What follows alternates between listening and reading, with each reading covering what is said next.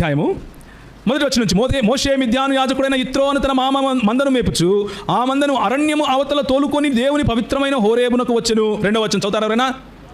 ఒక పొదనడిమిని అగ్నిజ్వాలలలో యెహోవా దూత అతనికి ప్రత్యక్షమాయను. ఎవరు ప్రత్యక్షమయ్యారు? గట్టిగా చెప్పండి. యెహోవా దూత ప్రత్యక్షమాయను. అతడు చూచినప్పుడు అగ్ని వలన ఆ పొద మండుచుండెను గాని పొద కాలిపోలేదు.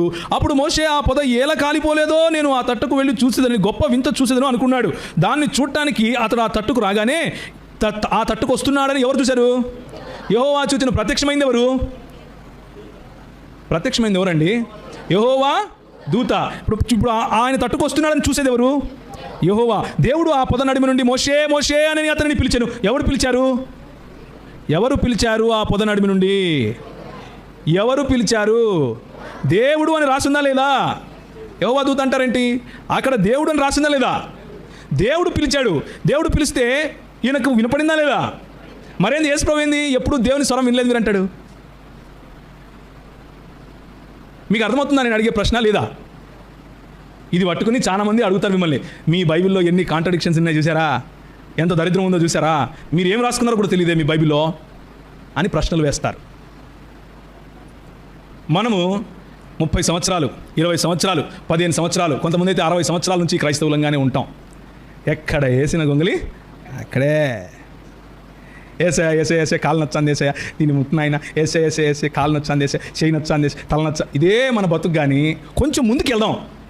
దేవుడు ఏంటి, ఆయన ఉనికి ఏంటి, ఆయన ప్రత్యక్షతలు ఏంటి, ఆయన యొక్క గొప్పతనం ఏంటి, ఆయన ఔన్నత్యం ఏంటి, ఆయనతో నాకున్న సంబంధం ఏమిటి, నేను ఆయనలో ఏమై ఉన్నాను అన్న విషయాలను మనం పట్టించుకుంటే ఇలాంటి ప్రశ్నలకు చాలా స్పష్టంగా, చాలా సూటిగా మనకు సమాధానాలు దొరికిపోతాయి.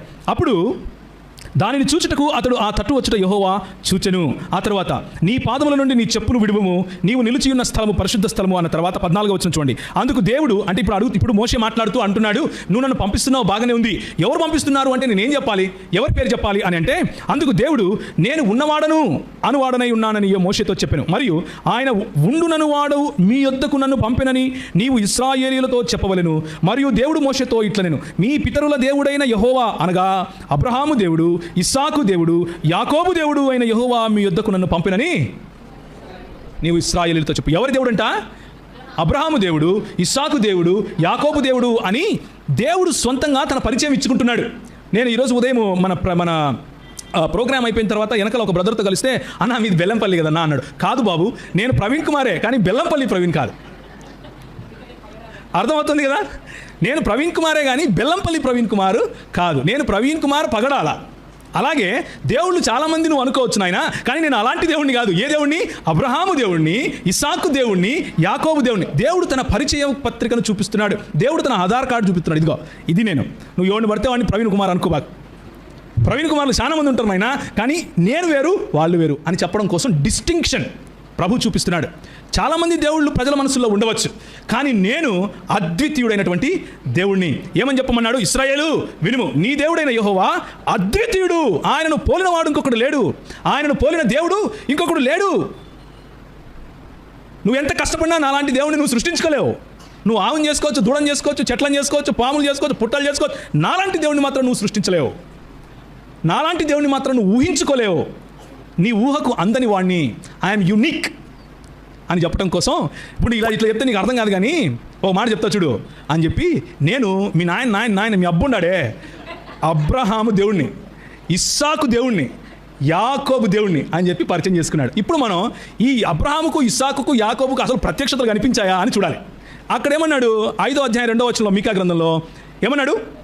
పురాతన కాలం నుండి శాశ్వత కాలం తన ప్రత్యక్షతలు చూపిస్తూ వస్తున్నాడు అని అంటే అబ్రహాముకు కూడా కనిపించి ఉండాలి కదా, ప్రత్యక్షత కలిగి ఉండాలి కదా, అవునా కదా? ఇస్సాకుకు కలిగి ఉండాలి, యాకోబుకు కలిగి ఉండాలి. ఎందుకు? మోషేకి కలిగిన ప్రత్యక్షతలో ఏమని చెప్తున్నాడు? నేను అబ్రహాం దేవుణ్ణి, ఇస్సాకు దేవుణ్ణి, యాకోబు దేవుణ్ణి అంటున్నాడు. ఇప్పుడు అబ్రహాం దగ్గరికి వెళ్దాం. మళ్ళీ 12వ అధ్యాయం మనం ఆల్రెడీ చదివాం. 12వ అధ్యాయంలో అబ్రహాముకు కలిగిన ప్రత్యక్షతను మనం చూసాం. ఆయన మాటను విని ఆయన తన కుటుంబాన్ని తీసుకుని బయలుదేరి వెళ్ళిపోయాడు. అబ్రహాము భార్యల్లో 2వ భార్య అయినటువంటి హాగరుకు కలిగిన ప్రత్యక్షత చూడండి 16వ అధ్యాయంలో. యెహోవా దూత అరణ్యములో నీటి బుగ్గ యొద్ద అనగా ఎవరు కనిపించారు? 7వ వచనం చూడండి. 16వ అధ్యాయం 7వ వచనం. యెహోవా దూత అరణ్యంలో నీటి బుగ్గ యొద్ద అనగా శూరు మార్గములో బుగ్గ యొద్ద ఆమెను కనుగొని 9:30 అయిపోయింది. ఇప్పుడు ఎట్లా? వెనకాల చేతులు చూపిస్తున్నాడు ఆయన. ముందుకు పోవాలని వద్దా? సరే, ఈ ప్రత్యక్షతలు మాత్రం చెప్పేసి వదిలేద్దాం ఈరోజుకి. రేపు బైబిల్ స్టడీలో మీరు వస్తే ఇంకా ఎక్కువగా చదువుకునే ప్రయత్నం చేద్దాం. సో హాగరుకు కలిగిన ప్రత్యక్షత ఏమిటి అంటే, యెహోవా దూత అరణ్య మార్గంలో నీటి బుగ్గ యొద్ద అనగా షూరు మార్గంలో బుగ్గ యొద్ద ఆమెను కనుగొని, షారాయి దాసివైన హాగరు ఎక్కడి నుండి వచ్చితివి, ఎక్కడికి వెళ్ళుచున్నావు అడిగినందున, అది నా యజమానురాలు అంటూ ఆమె మొత్తం స్టోరీ చెప్పింది. అప్పుడు యెహోవా దూత, నీ యజమానురాలు యొద్దకు తిరిగి వెళ్ళి ఆమె చేతి క్రింద అణిగి మణిగి ఉండుము అని దానితో చెప్పెను. ఇప్పుడు ఆఖరి వచనం చదవండి అదే చాప్టర్లో. హాగరు దానిపైన చదవమ్మా ఒక్క నిమిషం.